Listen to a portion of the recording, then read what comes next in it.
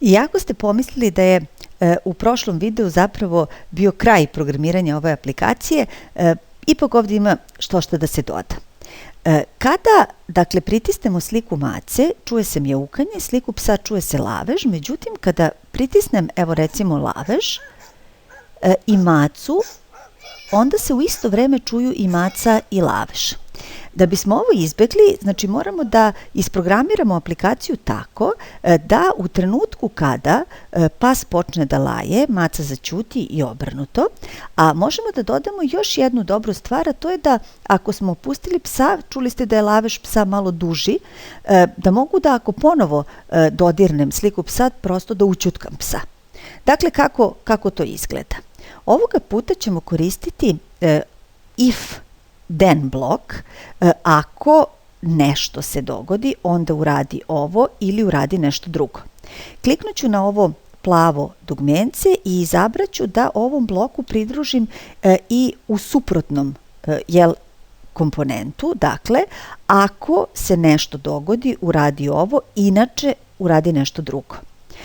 Pošto razgovaramo o ovom zvuku koji se čuje kada pas laje, znači ako pas laje, znači pas player is playing, znači ako se čuje lavež psa, onda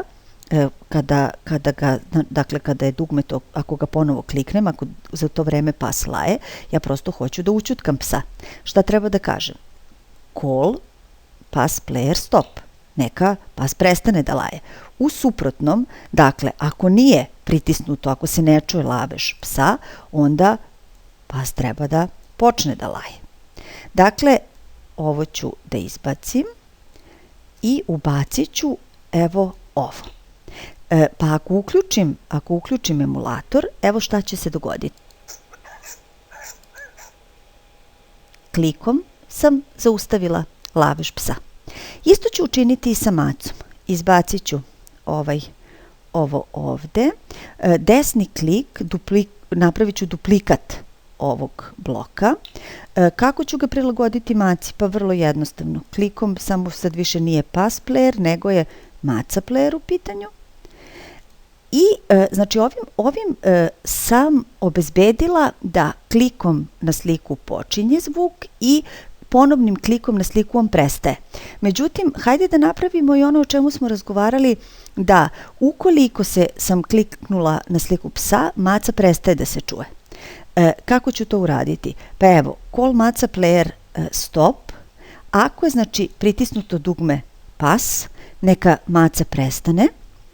I naravno dodat ćemo za macu da pozvaćemo da pas player prestane da radi u trenutku kada je dugme maca kliknuto. I sad ćemo da vidimo da li to sve funkcioniše.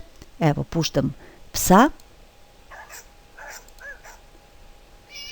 Klikom na macu, pas je potpuno prestao da se čuje. Dakle, ovo je bio taj dodatak našoj aplikaciji, malo smo je učinili složenijom, a ovi if blokovi nekako baš razvijaju logičko mišljenje. Uživajte programirajući.